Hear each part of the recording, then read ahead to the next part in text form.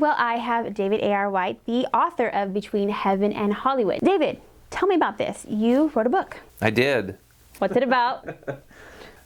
Between Heaven and Hollywood, Chasing Your God-Given Dream. You know, it is about, you know, I think God puts all these dreams on our hearts, and it's how do you take that dream that's inside of you and put it on the writing on the wall, right, so to speak? How do you live out your passion in an actual day-to-day world?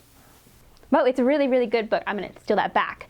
I actually read it, and I think that for anyone maybe wanting to pursue Hollywood but being a Christian, you give some really good advice and you're honest, which is important, especially in today's world. Now, you know him from films like God's Not Dead 1, 2, and these millions right behind you.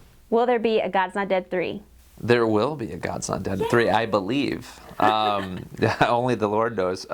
Yeah, God's Not Dead 2, if you saw it, you know, there's that little Easter egg. Yeah, in the credits there's a scene, and that's kind of the movement into God's Not Dead 3. Pastor Dave will be there, hopefully getting out of jail soon.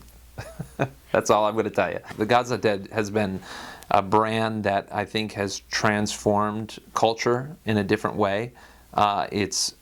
People have written in from all over the world about the impact that it's had on their lives, and yet it has been our #1 most attacked thing as well, from so many different angles that people are really trying to quelch it and put it out, stop it. And so it's been definitely that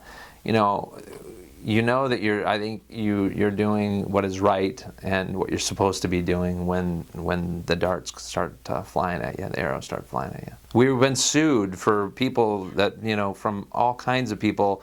In fact, we just had an article that came out vindicating us from this ridiculous lawsuit that was happening on, saying that we stole the idea. And yet it's multiple people, it's like, so that just came out. Literally, we won. Second time in a row we won. So, we'll continue to do that. And then you have the billboards from God's Not Dead 2, that attack on us. During the convention, we were trying to put a billboard up, and they wouldn't allow it because they were saying it was too insidious and provocative and cause all kinds of political, it would cause fighting and discord. And then you have all the other atheists / the gay lesbian / all these other billboards that are totally fine. They had a billboard with Trump and Ted Cruz. Yes, kissing, making out. They could put that up there, but we couldn't put "I'd rather stand with God than stand with the world." We couldn't even put that quote up on a billboard because they thought we were being, that it was offensive. Yeah, it was too offensive.